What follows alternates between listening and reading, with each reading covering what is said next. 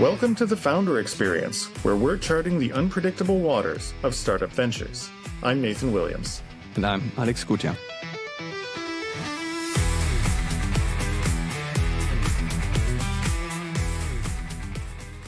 So back in the day when we had the first agency, one of the business areas that we had was voice assistants. So building skills, as they are called, for Amazon Alexa, Google Home. And we had a big customer who was into kids skills and content, very famous in Germany. And this was such a great project because the customers were really committed. They cared for the product. It was really, I loved working with them. The thing is, I messed up the pricing. So what that meant in the end is I initially, when we started negotiating, I anchored on a very low level because I also wanted to work with them. But then going forward, I realized this is not sustainable. And we ended up paying a couple of €1,000 on top in the development that we've done and what we got paid. So that was really a hard wake-up call because I then couldn't bring myself to just end that relationship with them because we still love working with them. So I've spent a lot of time thinking about pricing because I think you can really work towards zero, right? Making not enough to sustain a business. So how do you do pricing? How do you come up with pricing? What are the strategies there for you? Oh, geez. This is one of the hardest questions in business. Mm-hmm. Now, my company, MindSpider, is basically creating a new category, right? So we don't one of the most common ways that you can do pricing is look what everyone else is charging, and then make a strategy. Either I'm going to charge 10% cheaper in order to undercut them on price, or I'm going to charge 20% more, and I'm going to be a premium product. And that's a very good way, but you need a baseline in both those scenarios. What happens if there is no baseline? And what I found is, first of all, everyone's got an opinion on this. Yes. And they're all wrong. When I started with MindSpider, we were working with Minds. And so some companies people would tell us, you should be charging a lot. You're going to mining companies. They pay $25,000 for a truck wheel. How much you should be charging a ridiculous amount of money. But then we would go to other companies and the direct customers, and they were like, well, with what you're doing, I don't see why it's so expensive. Shouldn't it be dirt cheap? Shouldn't I be paying like $50 for it, like the way I would pay for Microsoft Excel or something? And so this is a very big difference, right? And because if you're pricing at $50 or $100 for a license for a software, or if you're pricing $50,000 for it, then the way that you sell makes a difference. Mm-hmm. And more importantly, how you communicate the return on investment is very different, right? Like, yes, you can't offer personalized service at $50, but you better have something where they perceive that it's really valuable for $50,000. I think that's very important what you said there. It should be value-based, right? Because one mistake I see many people doing initially when they get into business is pricing based on cost, right? You figure out, okay, if it's service-based, this is what my employee cost is, and maybe some cost for office, etc. And then just saying, okay, these are the costs, and arguing based on that. But that will always be a race to the bottom because it will never be enough, right? So one thing that I changed over time is pricing on value, right? Figuring out, okay, what's the value for you, right? And in the example you gave, if it's that much value to get a truck wheel, whatever, for a company, then it justifies the price, right? And you can only, as a company, make an offer, but it's then still up to the client to accept that, right? And then again, I feel doing this on value rather than arguing with cost is much easier to sell, actually, though it sounds counterintuitive initially. Well, pricing based on value means that you have to understand what's valuable to the customer. I remember meeting someone a number of years ago who was able to sell writing 4 blog posts for $10,000. And the way they did it was not by saying, we charge $2,500 a blog post. What they did is they said, what we are selling is a package that will get you 10,000 new followers and at least 5 new sales or something like that, right? Yeah. Or 50 new sales or so. And so the way they did it then would be they would write 4 blog posts and they would post it to their audience or whatever. But people weren't buying 4 blog posts. They were buying this audience, or they were buying these guaranteed sales or guaranteed hot leads or something like that, right? Same thing. Like, there's no amount of polishing or pricing on a base a product that will make people perceive the base product be worth more than it is. No one's ever going to pay $2,500 for a blog post. What they will pay for is how you incorporate that into a bigger value Yes. offering. Yeah. And it's sort of like doing package pricing, if I can just go on. So, like, for example, my wife is working on a physical product right now, right? And it's a type of bag that can be used to store Lego, but also or Lego type bricks, as well as to play for kids to play on it, and it's a type of toy. You can only sell that there's a certain price range that people would pay for it, right? But then you can start to think, can I package it with other things to increase the value? Can I package it with services or some sort of offering, or maybe a course, or make it part of something so that you can charge more? And it's those are the levers that you have to play with. You can't just purely increase or decrease the price by more than a certain amount and have it be seen as valuable. For sure. And also what you mentioned for MindSpider, right? If you say you're in a new category, that also helps, because what you want to avoid is clients that perceive your offering as a commodity, right? So if you say, okay, I'm offering, blog posts can probably be like, it depends on how you see it and how good you can sell it, right? If you just make it part of a bigger theme where you can argue for value, that's different, right? But from the outside, if someone would just look at blog posts and then you also have AI, right? That feels like a commodity. Like, getting a blog post just for the sake of getting a blog post is a commodity. So I will compare the offer to everything else on the market, right? And we say, why would I pay $2,500 for a blog post? It doesn't make sense, right? So you want to make sure that and it doesn't have to be the industry you're in, but the offer should not be perceived as you are offering something that's a commodity, right? Because it makes it easier for clients to just compare and say, okay, that should be the market price for what you're offering. Another thing to think about when doing pricing is that you can charge more the more specific your offering is. So I remember hearing someone say this on an entrepreneur's show a number of years ago, which is, if you have a problem with your knee, would you rather go to a doctor or a knee doctor? Or would you rather go to someone who's really good at a lot of things? Yeah. Right. Yes. And in the same way, I remember my wife used to work as an English trainer, right? And she could only charge a small amount because it's not a regulated industry, and every high school student goes out there, tries to teach English as a second language. And so you're competing with people that are willing to charge 10 euros an hour or 20 euros an hour. And even if you're the best, maybe you can charge 40, but that doesn't include your prep time. But she knew some people who were charging closer to 100, 200, 300 euros an hour. And the reason was because they weren't just English trainers. They were English. You could charge more if you were an English trainer for the paper industry, or English, right? Or English trainer for CEOs who have to negotiate contracts. Or, like, the more specific you get, the better, the more you can charge. If you have a software for record keeping, then you can charge $50 for it.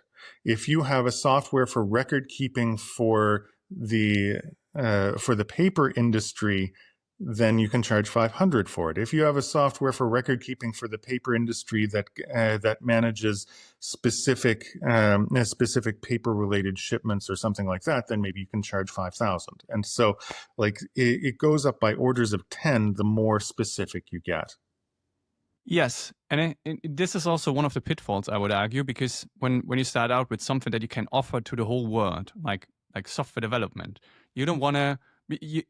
What you're doing essentially is you're shrinking the market size, right? The more specific you are, the smaller your market, right? Just but if you will find only so many people who just then qualify for that very specific offer, right? So and usually people feel like, oh, I can offer this to everyone. There's a huge market, but then that's a pitfall, right? It's then it feels like, okay, it's harder to target someone. Your marketing will not be as specific. So going down the other route makes way more sense, even though it feels like, oh, I'm artificially restricting my market size. But then what this also leads to is, since the market is smaller and it's very specific, you can even get higher prices, right? So which also then justify a smaller market size. And I've also found higher prices are, or clients willing to pay higher prices are easier to maintain, and you have less struggles with them because they pay a higher amount, so they have to justify that for themselves, right? So they are usually more committed. They have more skin in the game, as opposed to someone just paying something like 50 euro and then forgetting about it. They're usually not committed, right? So higher prices help clients to also have, as I said, skin in the game, be committed, help to get the results that they are also expecting. And they usually don't argue. When we've sent invoices for higher amounts, they usually got paid within a few days. But when we send invoices to clients with smaller amounts, like something in the hundreds of euros, they would usually just come back and say, oh, can we see like how did you spend the time here and these 20 euros there? And then it's much more maintenance to go for lower pricing than to just target higher pricing for your offering. I think this is a universal rule that the lower the cost, the more high maintenance the customers tend to be. And the more you need to have automated processing in order to sort of manage their expectations. Yes, and it depends on the market that you're in, right? So that's I'd also say it's easier B2B, like selling to other companies, right? And higher prices are usually easier if you pay to, or if you have a B2C model, you generally will have lower prices, right? Because one of my companies also was building products for B2C with way lower pricing points, below 10 euro, and there you can see, okay, it's high maintenance because you will have people question things and they need hand holding, so you have to factor that in, right? It might make sense if you have a market that's huge in the millions of users, right? So it still might make sense. So it always depends on how you set that. And it just one other thought that I had: how do you think about discounts?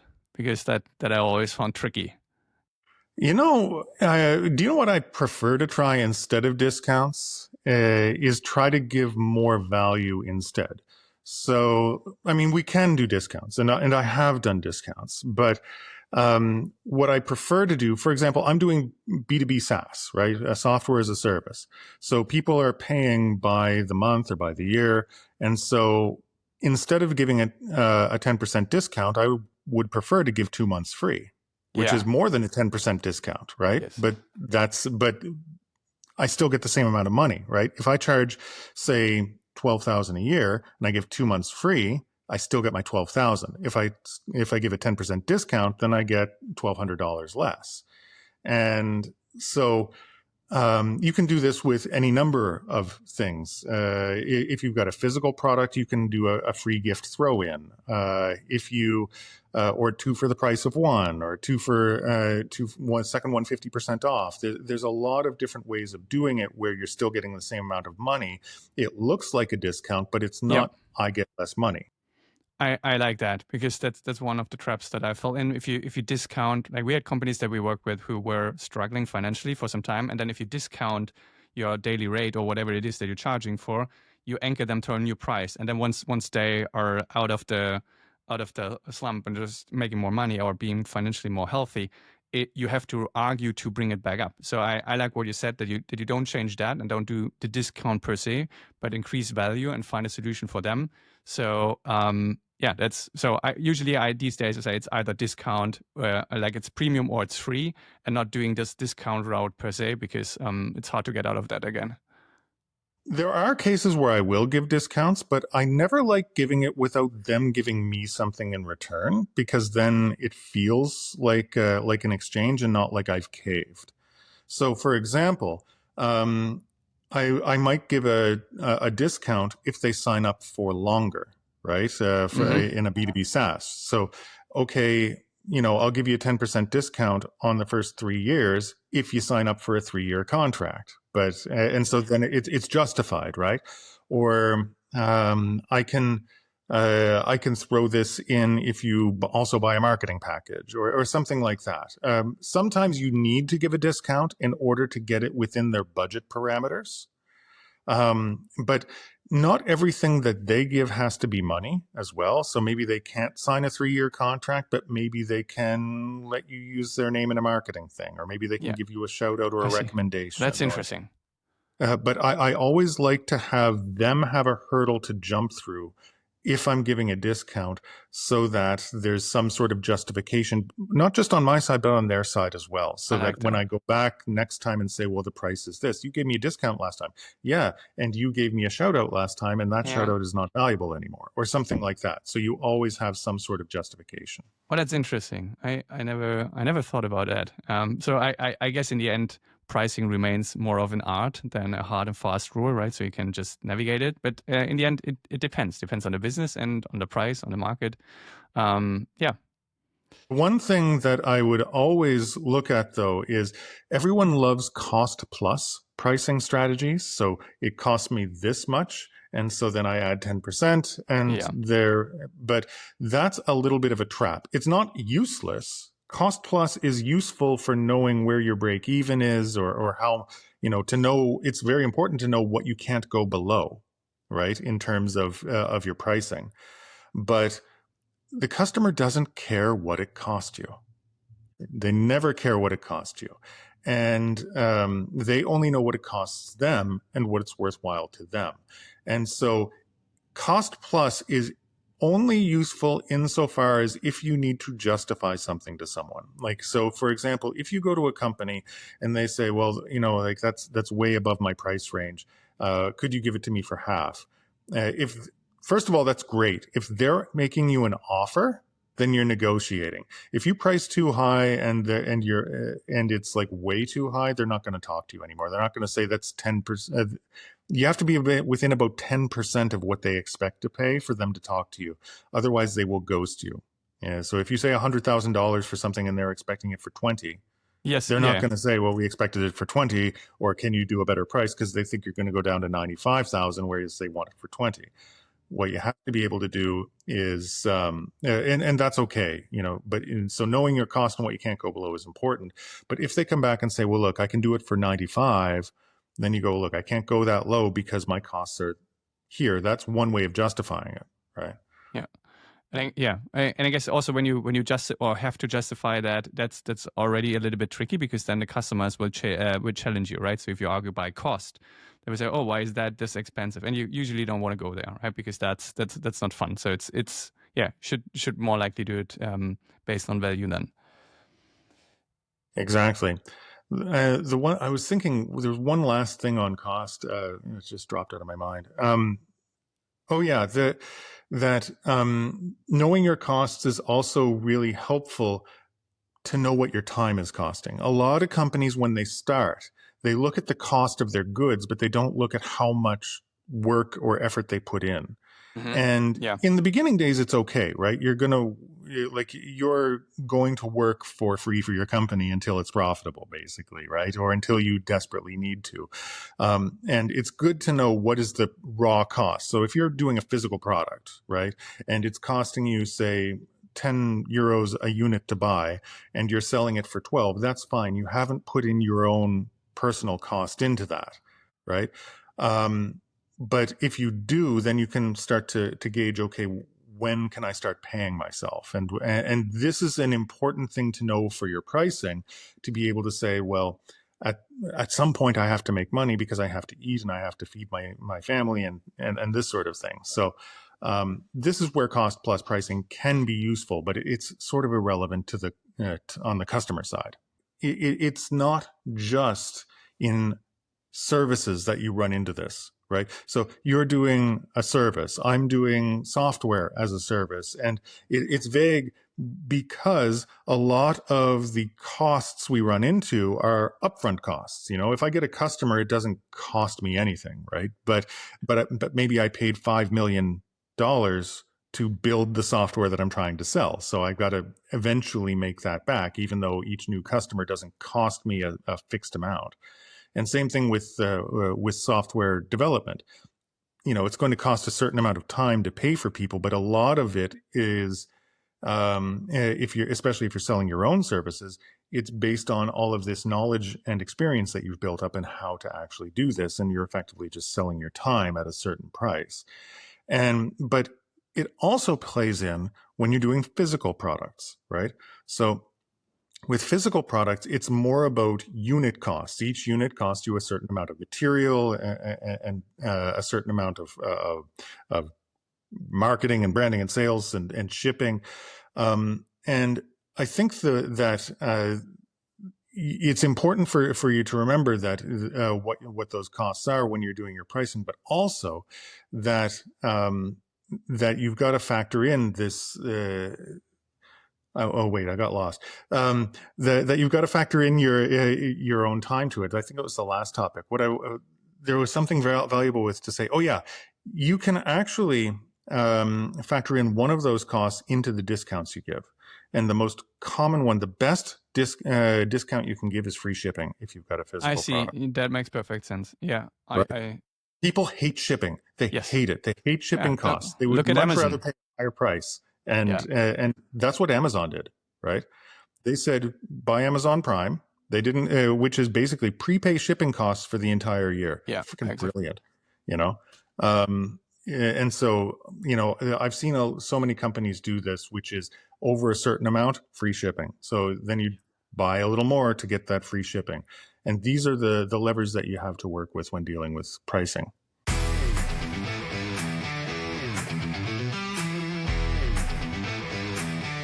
That's it for this episode of The Founder Experience.